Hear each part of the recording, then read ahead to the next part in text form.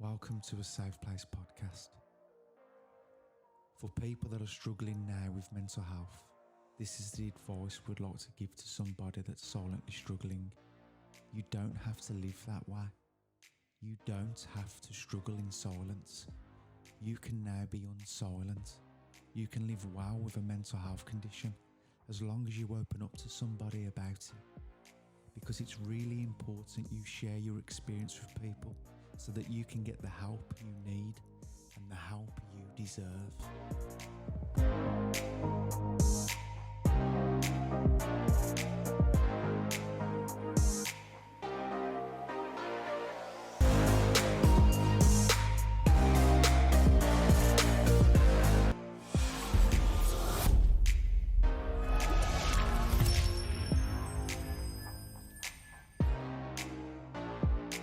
And welcome everybody once again to Safe Place podcast, and we've got a few people here with me today. What's your name? Klaudia Sumerakova. Klaudia Sumerakova. Yeah, okay. Yeah, is that not bad? 5 out of 10 for that one. All right, thank you. Great pal. Well done, good attempt. Thank you. And we got Ryan Murray. Hello everyone. So thank you for coming today. And Thank you for having me. No problem at all. And tell us your story. It's a long story, That's but fine. make it shorter. Okay. In 2012, my world collapsed. Yeah. I lost my brother in a car crash, I'm sorry to hear that. and he was like a supporter, and he was helping me in every way. Yeah. So I thought that's it for me. My son was just under a year old when that happened, and I was a single parent. So I thought that was it for me. I went home back to Slovakia to stay with family, and I don't think I was managing well with everything that was going on. And after a few weeks, we flew back to England with my son, and I was at home watching WWE because that's my favourite. Well, was then anyway. Yeah. And I just heard one of the stars talking about a very special book called The Secret. Yeah. So for some reason I became obsessed to know what is the book about, what is it, because he was saying how it helped him, and he was depressed and everything, and I thought, feeling similar. Yeah. Didn't see, when you don't see the light at the end of the tunnel. I understand, yeah. And it's really bad, especially when you have children. So I found the book online, I read it, and I loved it. Yeah. Then I watched the movie on YouTube. Yeah. And then I also got a paper copy. And as I read the book, there were so many great teachers featured in the book. One of them was Bob Proctor, and for some reason he just stuck in my head, and I didn't know why. I just chose him, and so I started to search who Bob Proctor is, exactly what he does and everything, and I decided to get in touch with him, and so I did. We got in touch, and he said to me what he does, and he said he can help me. At that time, I was very negative. You wouldn't want to be near me. Yeah. So just come a little bit closer to the microphone, thank you, Claudia, so we can hear you clearly.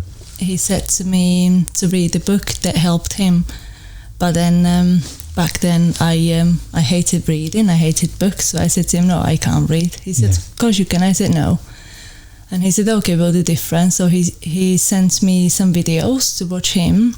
And then he said to me to go on YouTube and check out his channel.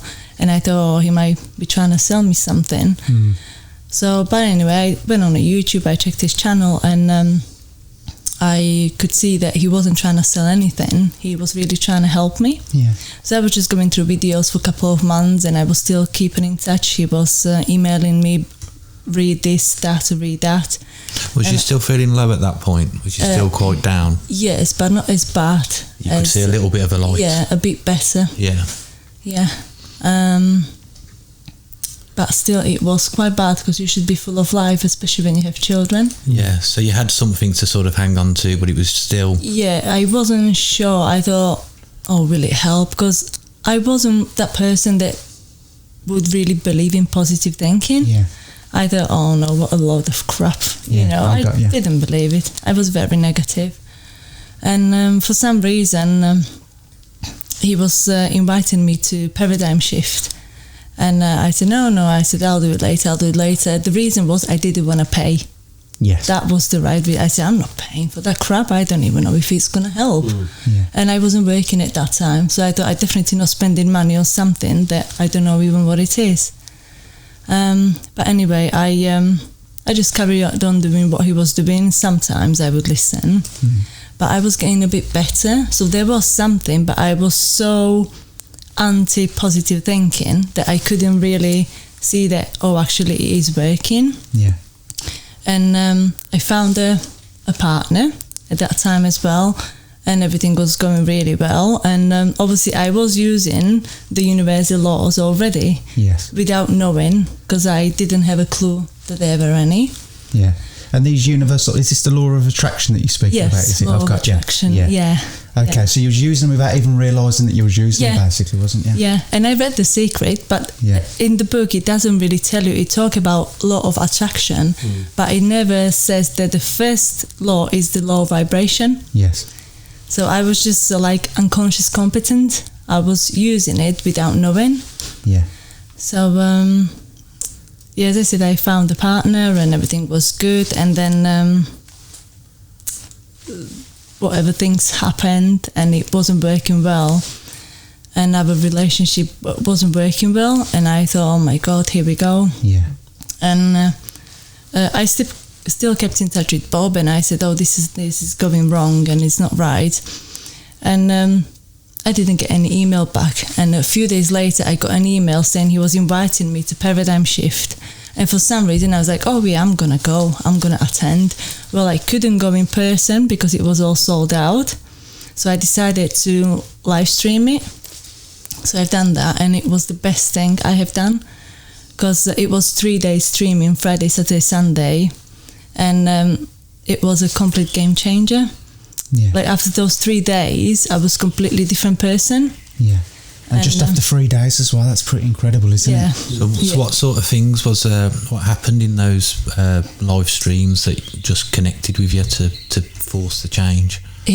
Bob was talking about this universal laws, and he was talking about mind. Before the paradigm shift, I heard the word mind, obviously because I was in touch with Bob already, but I never paid too much attention. I wasn't a good student. Yeah. But then at the paradigm shift, he explained everything. There was a picture, so I could see exactly what he was talking about, and I understood that mind is a brain. Well, it is brain, it's your fingernail, it's everything, because it's an activity. Yeah. So it completely changed me, and whether it's the way he speaks or I don't know. And I had lots of stories. I had story of Peggy McCool. She's the one who helped me with the book. Yeah. And I had story of Phil Goldfine. He's a film producer in Hollywood, and I was like, oh my God, if he can do it, I can do it. He was Mr. Nobody, and all of a sudden he's Mr. Somebody. So you literally felt a shift, and there was that feeling of hope again, and that you could achieve something again, Which is fascinating to think that. I mean, how many years was it since you lost your brother until you got to that point with Bob Proctor where you felt that shift change? How long was you in that pain for? Over 4 years. Yeah. Yeah. So it's about time that you found that bit of comfort, isn't it, Klaudia? Yeah. So one of the ways you reached out to me, you told me that you wrote a book. Yeah. What's the name of the book? It's called Your Pictures Create Your Life. And I'm imagining that a lot of it was inspired by what you'd been through in the past 4 years. Yeah, I am mentioning my experience. And the reason I wrote a book is that I want to help people. Yeah. Because so many people think when they hear Bob Proctor, oh, he's about money. He's not about money. Yeah. Like, the help he was giving me was all free help. The emails and everything and videos. And as you said, you was a really difficult student, wasn't you? Yeah, I was. You had all these defences and brick walls built up. Yeah. And you didn't... I was always find an excuse. Yeah. Always. And Bob found a way. Yeah, he did. Really, by just wanting to help you. Yeah, that's right. So he wasn't about money. No. And then when I became a full-time student with Bob, that was 2000 16, 17, I think. Yeah. I decided to go on his course. Then I bought that course, so that was money. Yes. But it was the best investment I have ever done, because the money will always come and go, and you're spending on things that you don't have anything from it. Pointless things, I understand, yeah. And this has massively benefited your life, so it's been worth every penny, hasn't it? Oh, yeah, absolutely. So what is different from, obviously, the Klaudia that was struggling back in 2012, I think you said. What's the one thing, and it's difficult to put it down to one thing, but in a state of well-being, what's changed within you, Klaudia? Peace of mind. Is that what it is, yeah? And what a difference. I could see the light. Yeah. Whereas before I thought, oh, what's the point living this life? No job, no partner, nothing's going right. Yeah. My ex-partner was giving me a hard time, and his family, and everything just was no good. And how much has it improved your parenting, being in a place of peace of mind? Do you feel much more capable now as a mum and inspiring to your son in terms of what you've achieved? Absolutely. Yeah. Yeah. And does the little man over there, does he see that in his mother, does he? Yeah, he's so proud, bless him. Oh, good. He should be proud. He's very proud, yeah. So we were speaking priorly, and you were discussing that you wrote this book during lockdown, which is another achievement, because lockdown's been a struggle for a lot of people. Yeah. And some people with that difficulty can either go one way or the other. Yeah. They can go deeper into the pain and suffering, or use that pain in a sense to transcend it and do something positive, which is what you've done. Yeah. And you said you wrote the book in, what was it, a few months? Yeah, just between 2-3 months. It wasn't a full 3 months, and I wasn't even doing it every day. Yeah. Did you have any prior training to that? Did you ever attempt to write before? Or No, I hated everything like that. You said you didn't even like reading, didn't you? No, I hated reading, no. Yeah. So it's literally turned your life around, hasn't it? Yeah, I don't know what it is. There's something, I think there's always right time when something's supposed to happen. Yeah. So the point of this podcast is we get a lot of people on, and we try and show that you can struggle in life,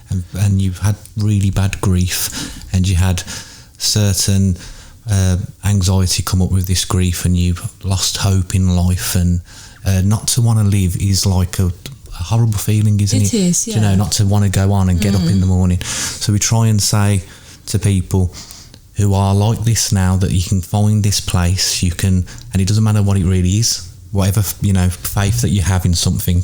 Can you give somebody who's in trouble a few tips maybe from the book that you've wrote? Yeah, the main thing is to realise that we are the creators of our own life. Yeah. So whatever wrong is going on, we are responsible. But that doesn't mean that we have to stick to it. Yeah. Like there's always a hope. Yeah. Always, because there's a lot of polarity which says if something's really bad, there's got to be something really good coming from it. Like you have inside out, upside down. Yes. Yeah. So that's a lot of polarity. So definitely don't lose the hope, and imagine what you want to have. Imagine your life in advance. And I know it sounds crazy, because so many people said to me, I lost my mind. And I said, no, I found it. Yeah. So. You say you found it, and that was by being aware of how powerful your imagination was. Yes, exactly. Whereas before you was unconscious of how you could use it to manifest that world that you wanted to create for yourself. I was operating from senses, which are, I'm mentioning that in the book, see, hear, smell, taste, touch. Yes. And animals have those senses. Yes. So we are not different if we're using them. But we've been given higher faculties, which are, one of them is imagination. There's 6 of them. And I didn't know that prior to the teachings.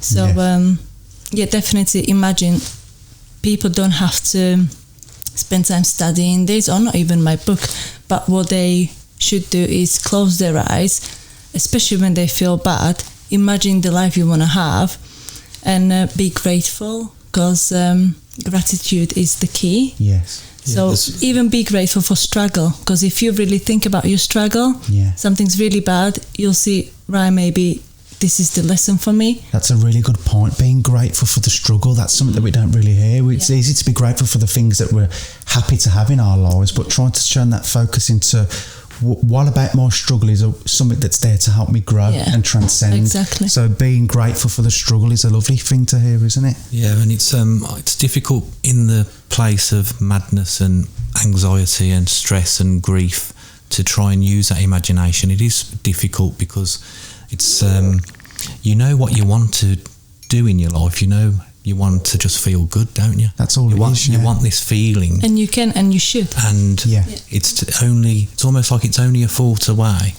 But this is what we're trying to do: open people's eyes to suggest this, isn't it? And that's incredible to hear you say. And you can, and you should. Yeah. It's like people being aware that, hold on a minute, I can create the life that I want. Everyone. And people don't really realise they can do that because they don't teach you that at school. No, they don't. It's such a shame because that's one of the things we speak about in the podcast is educating young kids to the capacity of their mind and bodies so they can really work with it and use it to push them forwards. Yeah. In terms of moving forwards in your life now, Klaudia, we've gone through all that suffering, finding a way to transcend it, finding that hope, finding that light. You've wrote a book. What's the next stop for Klaudia? What's next for you? What you got in the mind? Where's your imagination going to next? Oh yeah, I'm stretching. I'm going wild. Yeah.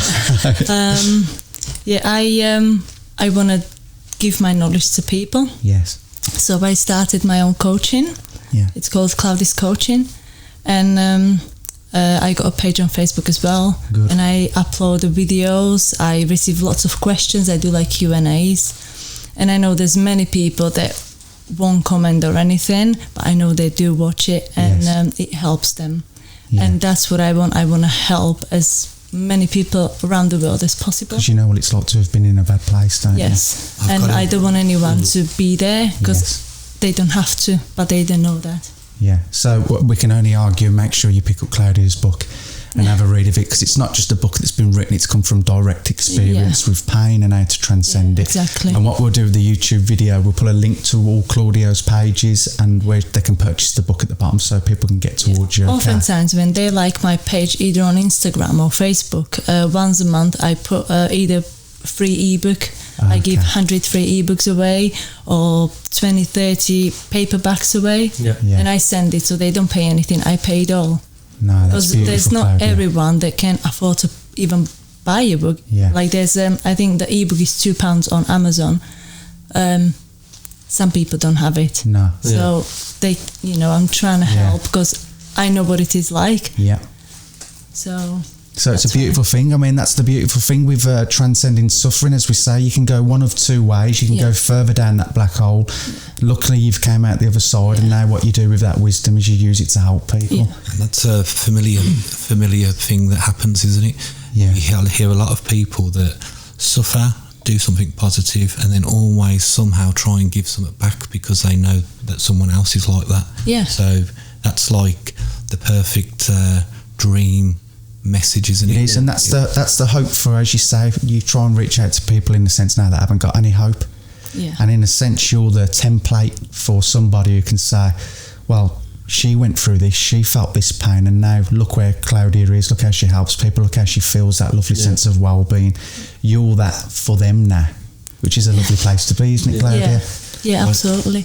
I'd just like to ask this question. I know we probably haven't got much time now, but I always ask this. You can get under the illusion that you become a superhuman person, but I'm sure that you still have a few little niggles where you might not be motivated. What do you go to? Do you have certain habits in the day that you turn to when maybe you're not feeling 100%? Yeah. I always say if someone says they're 100% always feeling good or happy, I don't think that's true. No, they must be on some drugs. Yeah. They must be on some pretty good drugs. Something, But like I say, 98% of the time, Klaudia's happy. Yeah. But Klaudia is not happy 2% of the time. Yeah. Because you can't be 100%. No. And what Klaudia does is she has a morning routine. Yeah. So Klaudia wake up at 4:30 every morning, no exceptions. I had to become really disciplined. Yeah. It was really hard, but worth it. Yeah, worth it, and it is doable for everyone. Yeah. So I do my gratitude. That's the first thing how I start my day. I write down 10 things that I am grateful for, and then I use my imagination to imagine what I want my life to be. Yeah. And sometimes it's 10 years ahead, but I'm creating now already. Yeah. And then I do affirmations. There's lots of different affirmations for all areas of your life. I do that. Then I do yoga, and I meditate after yoga. I read for 10-15 minutes, and then I start my day. So an important aspect of it is to have that discipline, isn't it? Yeah, oh, absolutely. I think I'd go back to bed after that routine. It sounds good. Yeah. So, I mean, that brings us pretty much close to an end of the podcast now, Klaudia, but it's been an absolute pleasure having you here, and it's lovely to hear somebody that just wants to help people, isn't it? Yeah. But that's what we all want to do, don't we? It is, bro, yeah. That's why we did a podcast, because not many people can afford therapy or... No, that's right. So we speak for them to try and help them as well. Well said, bro, yeah. So, Klaudia, thank you very much, and thank you for bringing your lovely son over there. Was you happy with it, mate? Was it good? Yeah, he's happy. That's good. Thank you, everybody, for tuning in. Thank you. Cheers.